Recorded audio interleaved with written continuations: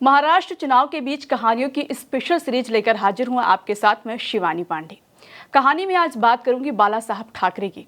हिंदू हृदय सम्राट बाला साहब ठाकरे ना कभी कोई चुनाव लड़े, ना कभी कोई पद लिया, लेकिन सत्ता उनके इशारों पर ही चला करती थी।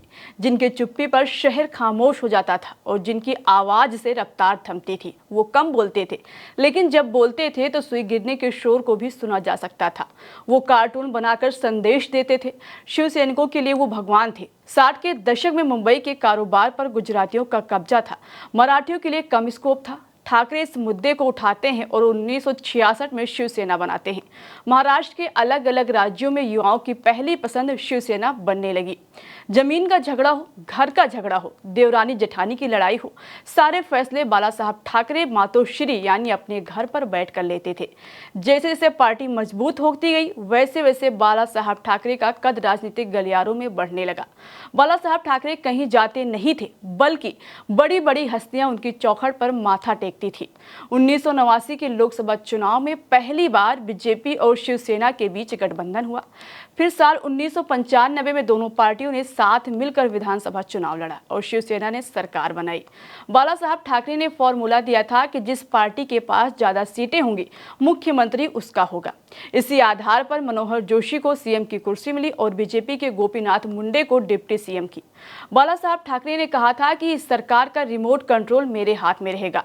मैं जिस तरह से चाहता हूं, उस तरह से सरकार को चलाऊंगा। बाला साहब ठाकरे कभी ना रुकने वाले और ना ही किसी के सामने झुकने वाले शख्स थे। मुंबई में एक वक्त में दाऊद की तूती बोलती थी। चारों तरफ दाऊद के डर से लोग थर थर थर कांपते थे, लेकिन ठाकरे ने दाऊद के सिंहासन को हिला दिया। ये समय और सियासत दोनों के हिसाब से ठाकरे के पक्ष में था। दाऊद को मुंबई छोड़कर जाना ही पड़ा।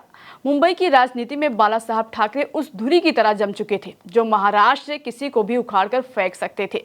रिश्तों को निभाना भी उनका कोई सानी नहीं था।